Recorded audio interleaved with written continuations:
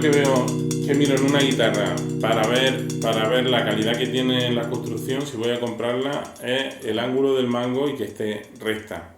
Porque es lo que determina que la guitarra sea una guitarra cómoda y se pueda usar como una guitarra, que es una guitarra, un instrumento musical, que ¿para qué sirve? Para que nosotros hagamos música.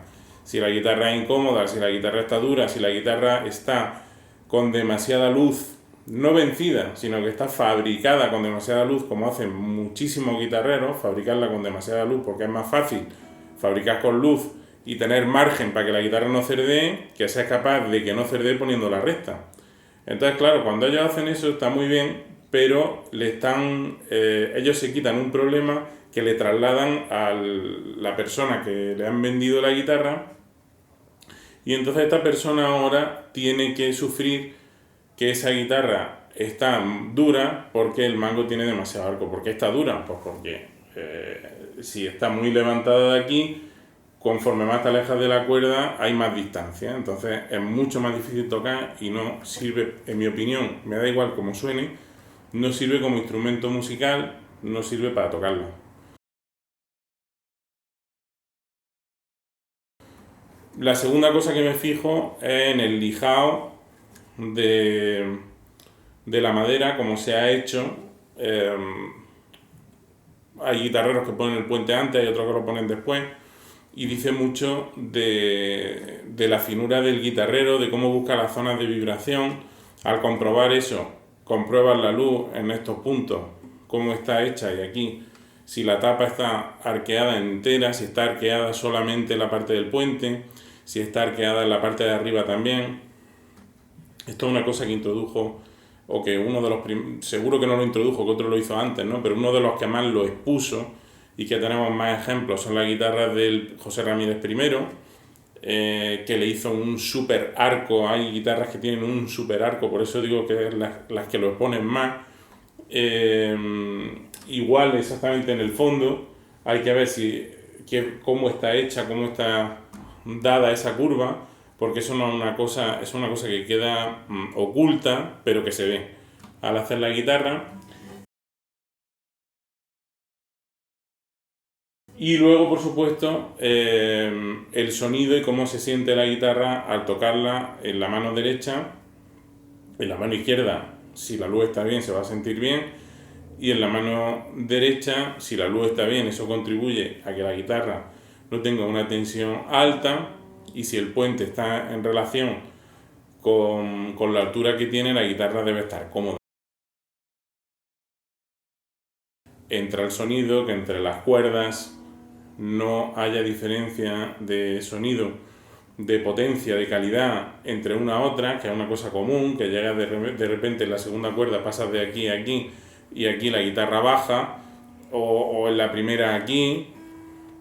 Entonces son las cosas que yo miro principalmente. Luego ya está la potencia y todo eso, que eso ya depende cada uno de las necesidades que tenga y de lo que pueda sacarle a cada guitarra.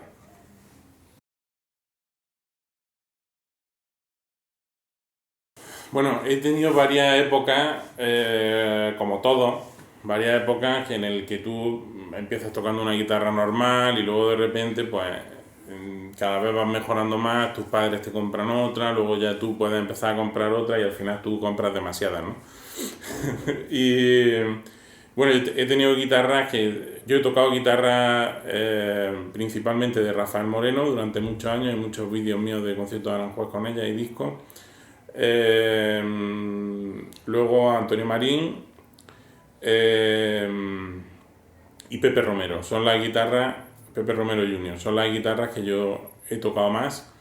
Y de unos años hacia aquí únicamente en concierto, y eso es lo que he tocado, y con las que he grabado ha sido con las guitarras de Pepe Romero, porque considero que tienen un nivel increíble. No voy a decir es el mejor, es tal, porque todo esto siempre tiende a que unos digan no, pero tal. Bueno, yo bajo mi criterio, mi guitarra favorita de la actualidad son guitarras de Rafael Moreno, Antonio Marín y Pepe Romero, que es lo que toco y lo que siempre tengo, digamos, diariamente en la mano. Tengo otra guitarra de muchísima calidad, de Manuel Cáceres, son guitarras buenísimas las que tengo, de Blochinger, pero bueno, una cosa es guitarras que te gustan y otra cosa es ya lo que tú usas diariamente.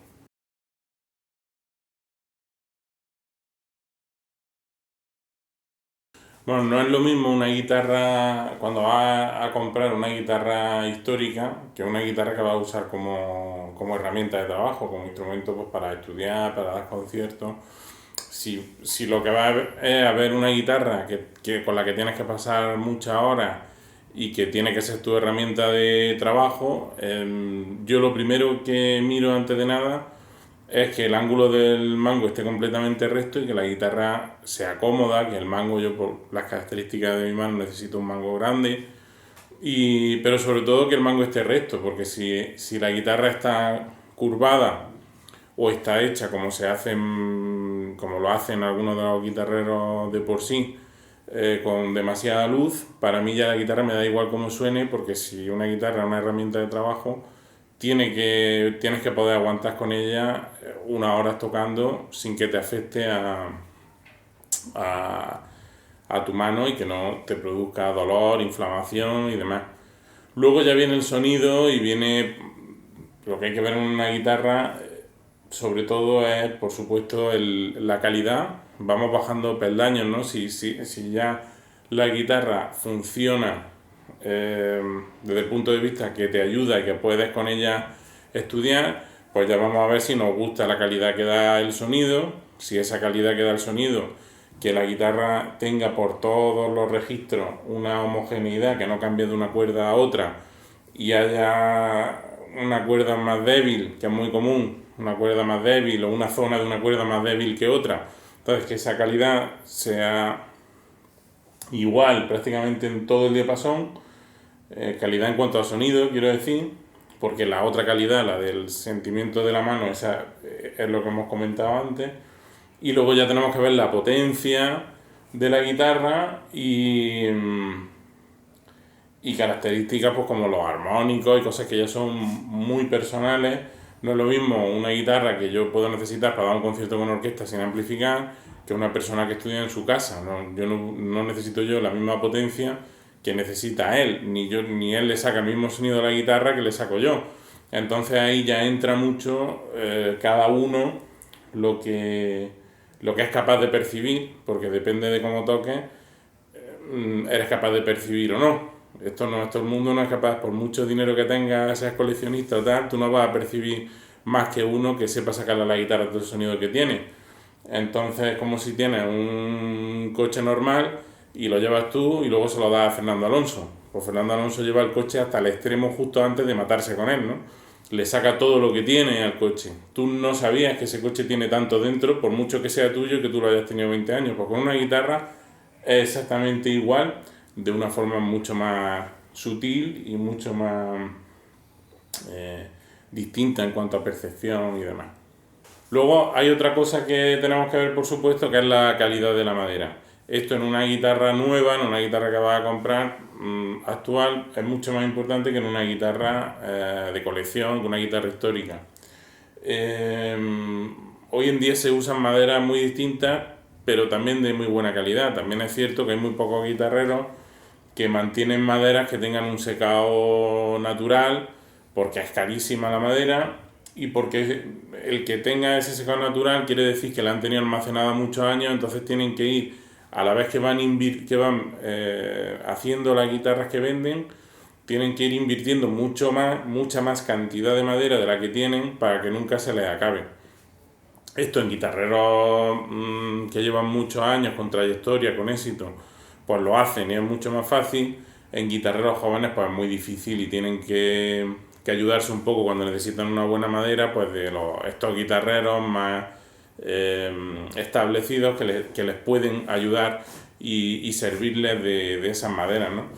En la guitarra histórica es distinto. En una guitarra histórica, Domingo Esteso, Santos, guitarras que rozan los 100 años o que tienen más de 100 años o de 150 años, ese tipo de instrumentos ya hay que mirarlos desde otro punto de vista.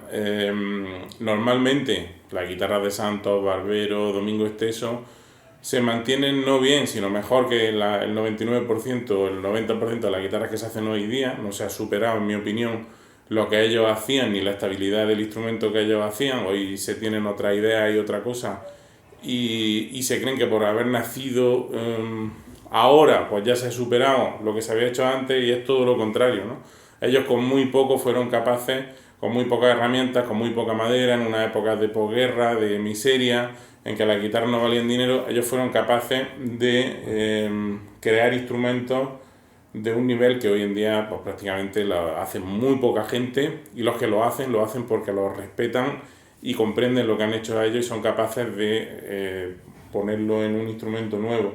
Entonces, cuando tienes una guitarra histórica, lo que tienes que ver es que tenga un mínimo, preserve un mínimo de estabilidad, que no haya sido muy lijada a la tapa. Aquí, por ejemplo, hay una guitarra de Antonio Marín del año 73 que está en perfecto estado. Está igual que si lo hubiera hecho el maestro ayer. Eso no es fruto de la suerte, eso es fruto del conocimiento que él tenía en el año 73. Entonces, esta guitarra, por ejemplo, no se ha lijado, se le ve claramente que no se ha lijado ninguna de las partes.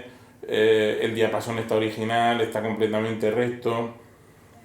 Las maderas han preservado sus curvas, que son las que le dan la resistencia a la guitarra cuando están los grandes cambios de humedad, y hacen que no se destruya ante un cambio de humedad brusco. Y entonces, una vez que tiene un mínimo mantenido de todas esas cualidades cuando se hizo nueva, pues ya sí se puede pensar en adquirir esa guitarra, porque si no, es una guitarra que tienes que restaurar, que tienes que invertir muchísimo dinero, que tienes que buscar a la persona, que hay muy pocos especialistas, que decía mi amigo Yuri Feltin, que es el restaurador más famoso que hay en el mundo, que su trabajo es restaurar sin que se vea que él ha tocado la guitarra. O sea, el cenit del trabajo del restaurador es llevar la guitarra a su estado original sin que se note. Si tiene una raja, pegarla sin que se note que la ha pegado, intentando que no se note. Si le tiene que modificar la luz porque la guitarra se ha vencido, hacerlo como si lo hubiera hecho el guitarrero. Entonces, si compramos una guitarra que está mal, hay que buscar un profesional, que tiene que ser costoso porque hay muy poco, y si la guitarra merece la pena, pues está bien hacerlo.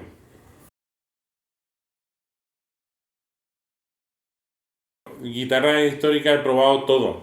He probado todo en la casa del maestro Romero, que tiene la colección más importante que hay, o de las más importantes que hay en el mundo.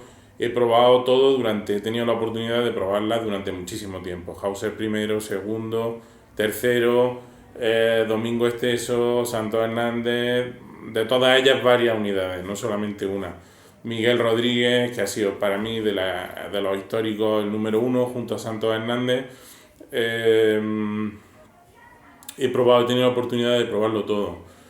Guitarras que me han impactado muchísimo, pues me ha impactado muchísimo alguna Torre, varias Miguel Rodríguez de los años 73, también algunas del año 80 y poco. Todas las épocas de Rodríguez son increíbles. Del año 54 probé una espectacular. Guitarras de Manuel Reyes también buenísimas. Y por supuesto Santos Hernández, que es digamos para mí, junto a Torres y Rodríguez, son de los históricos, son mis favoritos, ¿no? Son guitarras que no se han superado, que los que hacen hoy en día las mejores guitarras que hay en la actualidad, lo que hacen es basarse en el trabajo de ellos y ser capaces de comprenderlo para trabajar sobre eso y llegar a ese nivel. Y además coinciden todos en lo mismo, que es que lo respetan muchísimo, y jamás ninguno de ellos te va a decir que lo ha traspasado, ¿no? Porque verdaderamente es una unión de ellos en la que se apoyan en lo que ellos hicieron para ellos continuar, ¿no? Estos son muy pocos guitarreros. Que tú hagas una copia no quiere decir que tú hagas lo que él hacía o que tú estés imprimiendo en esa guitarra algo del pensamiento que él tenía, aunque la guitarra estéticamente sea un 1-1, ¿no? Y bueno, esa es mi opinión en ese tema.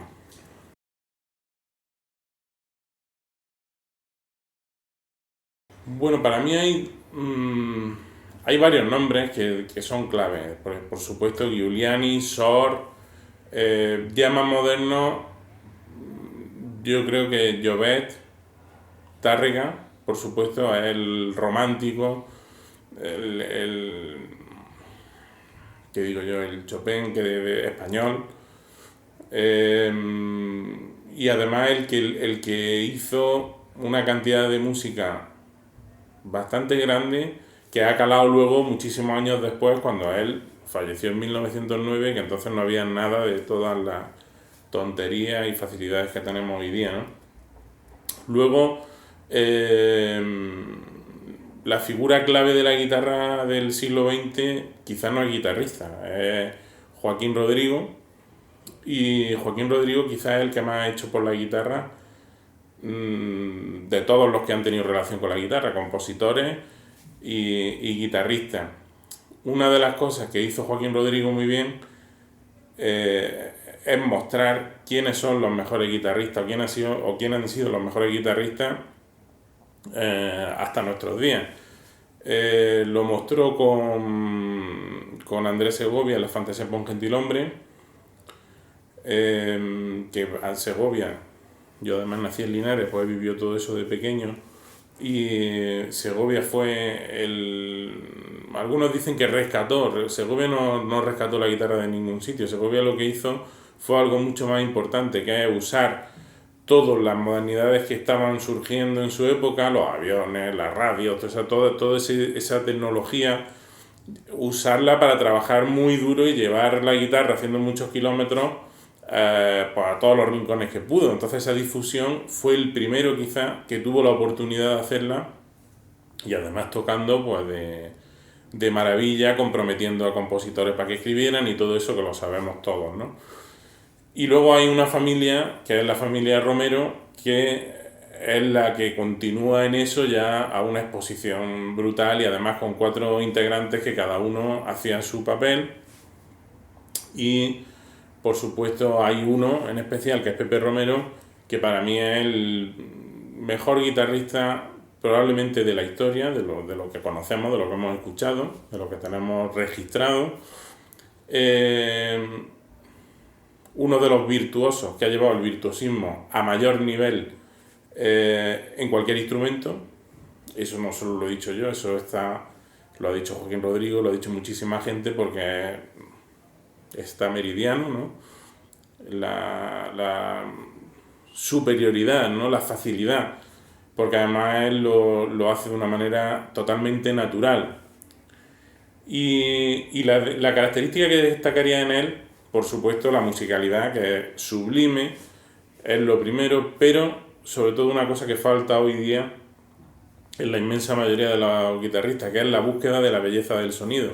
Da igual la guitarra que tengas si no le sacas sonido, si tú solamente buscas la velocidad, que es lo que se busca hoy día. Hoy en día buscamos llegar ya, y quiero estar de Granada a Madrid en 20 minutos. Mira, no va a tardar 20 minutos, va a tardar lo que tienes que tardar. Antes, cuando empezábamos a tocar, pues teníamos que ir al conservatorio, tenías que hacer todo tu periplo de niño, ir a cursos, estudiar con unos, con otros, y todo era muy lento y tal. Ahora todo en YouTube, con no sé qué, con clases, pero al final el camino corto para esto no existe. Y el sonido, la potencia del sonido y la potencia que tiene una guitarra, para sacársela hay que estudiar mucho. A mí me han preguntado a veces que por qué los guitarristas de hoy no buscan esa potencia en el sonido, ¿no? Primero, porque es muy difícil sacar potencia en el sonido de una forma natural, sin forzar la mano, y hacerlo pues como se hace en otros instrumentos. En la guitarra es más complicado, pero lo más claro es que el sonido, la gente cree que el sonido está en las manos, y el sonido no está en las manos, el sonido está en tu cabeza. Entonces depende de... Yo me acuerdo cuando era muy niño y veía repetidamente un concierto de Pepe, que fue la primera vez que yo vi un concierto de guitarra. Me llevó mi padre a Linares al concierto central del centenario de Andrés Segovia y tocó Pepe un concierto con Odón Alonso y la Orquesta Reina Sofía. Entonces al día siguiente lo emitieron en la televisión y yo lo grabé en vídeo y lo vi continuamente y prácticamente aprendí viendo ese vídeo sin parar, desde que tenía 10 años, ¿no? Me encantaba. Y claro, cuando tú estás con un instrumento, el sonido que tú quieres escuchar, cuando tú empiezas, tú no eres capaz de producirlo. Entonces busca cómo haces ese sonido. Si yo toco, depende de lo que tú quieras. Si tú lo que quieres es tocar rápido, lo que vas a buscar es tocar rápido. Pero si tú lo que quieres es buscar un sonido de calidad y un sonido fuerte, la velocidad que tú tengas no la va a condicionar lo rápido que se muevan tus dedos, sino que tú te vas a parar en velocidad cuando pierdes la calidad. Eso es la honestidad del músico, la honestidad del artista, y esa es una gran falta que hay hoy día, que hoy lo que se busca es la velocidad, la impresión, el buscar programas que no son de música clásica, que son otra cosa. Tú puedes hacer un guiño, pero no puedes ser un guitarrista crossover desde que te subes al escenario hasta que te bajas. Tú eres un guitarrista clásico y tienes que trabajar ahí y tienes que saber lo que el público quiere de ti. Y ese es un grandísimo problema que tiene la guitarra, el querer llegar a sitios que la guitarra no tiene, económicamente, en caché y en cosas que la guitarra no lo tiene, porque es la guitarra clásica. Nunca vamos a ser un guitarrista flamenco, no deberíamos de tocar con micro porque los micros quitan el sonido que uno tiene y lo primero que va el público clásico a escuchar es el sonido particular que tiene el músico que está oyendo, no el micrófono, el altavoz y el ingeniero de sonido. Entonces eso para mí no vale nada. Yo en todos los conciertos que hago, que son cientos y cientos los conciertos que he producido y dirigido en todos los festivales que hago, prácticamente todo se hace sin amplificar y buscando esa calidad, y el público lo percibe y lo premia volviendo.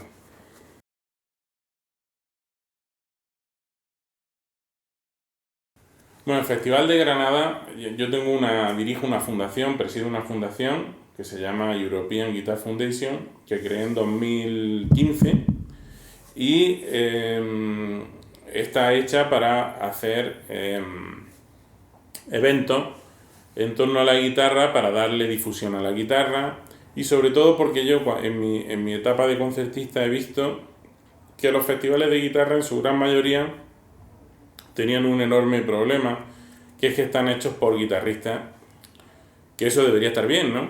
Pero el problema es cuando esos guitarristas usan esos festivales y esos presupuestos, que en la mayoría de las ocasiones, no en el mío, en la mayoría de las ocasiones vienen exclusivamente, son festivales que se hacen con dinero público, y entonces usan esos festivales y esa posición que ellos dirigen para traer otros guitarristas que tienen festivales y hacer intercambios de conciertos.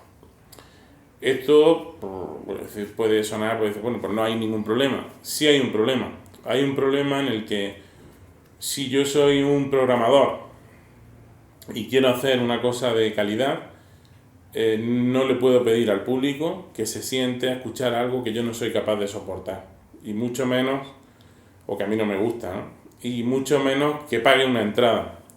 Entonces, lo que yo programo siempre tiene que ser algo que a mí me guste, que a mí me emocione, o que si a mí no me llega, sé que al público le puede funcionar, porque yo puedo tener mi pensamiento, pero sé que mi pensamiento no es único y tampoco tiene por qué ser 100% acertado. Puedo estar muy equivocado o algo equivocado, o tengo que compartir acierto con otros pensamientos, y entonces busco otras cosas aunque a mí no me agraden al 100%.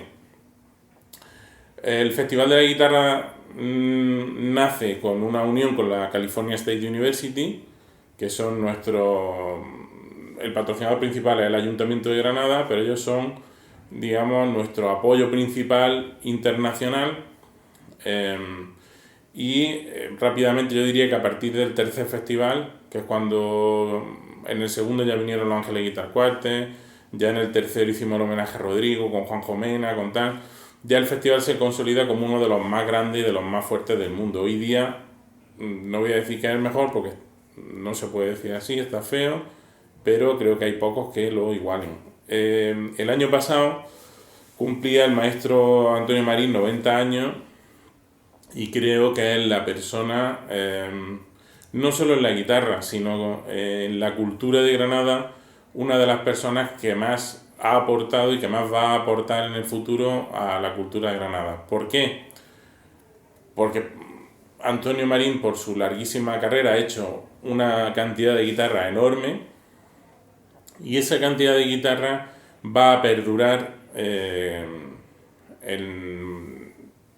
coleccionistas, concertistas, instrumentistas, amantes de la guitarra que las tienen, y esa guitarra por los próximos siglos, si no nos autodestruimos antes, pues van a darle lustre al nombre de Granada, igual que lo ha hecho Federico García Lorca, igual que lo ha hecho y ha dejado su legado mi amigo Enrique Morente, igual que Juana Vichuela, igual que tantos, ¿no? Pero en la guitarra, en haber sido alguien referente absoluto mundial, hasta el punto que hoy sigue vivo y trabajando y es el guitarrero de mayor fama y más importante que hay vivo, entonces creía de justicia el usar el festival para dar gloria a Antonio, festejando que llegue a los 90 años, que esté trabajando, y desde el año pasado lleva el nombre de Antonio, el Festival Internacional de la Guitarra de Granada, Antonio Marín.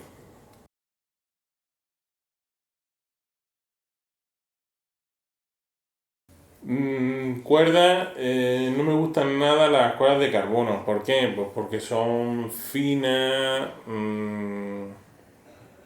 dan un sonido muy artificial y bueno, pienso que son cuerdas que se hicieron para guitarristas que no toquen apoyando, que no toquen con fuerza.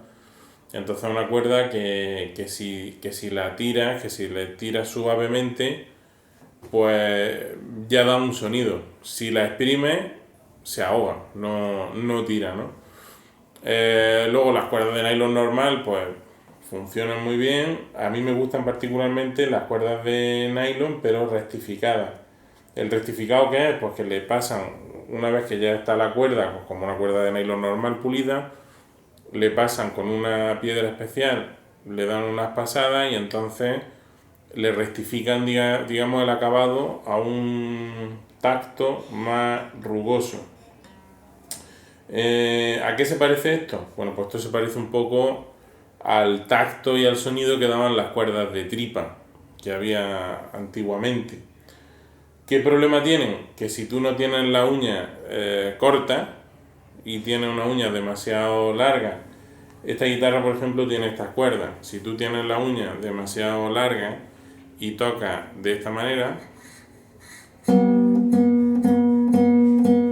pues te hacen ruido. Entonces tienes que tener una uña muy corta para que al tocar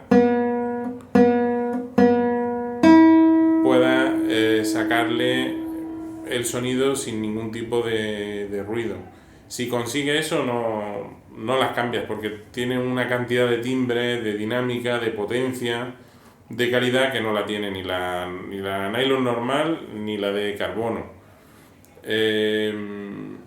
Además es una cuerda que te enseña, porque como estás escuchando los ruidos que hace, pues te enseña el ataque y en qué momento tienes que coger la cuerda y soltarla para no hacer ruido, y te hace un poco de profesor de pulsación. Bueno, las carbono no me gusta primero porque no funcionan con mi forma de tocar, y luego porque creo que es una cuerda que a la guitarra no le saca el potencial que tiene dentro. Es una cuerda que está hecha con un material que es muy fino, que le da una tensión increíble a la guitarra que no es necesaria y tiene un sonido que es muy fino y muy metálico. A mí me suenan a Marte cuando lo oigo, no es el sonido de la guitarra española, suena a una cuerda que hace unos armónicos sobrecitados, sobrecita los armónicos, pero luego en el centro del sonido, cuando tú das la nota, si le quieres sacar fuerza, si la haces con cuerpo, pues se ahoga, no tiene esa consistencia que da el nylon normal o el rectificado, que es otro tipo de nylon, ¿no?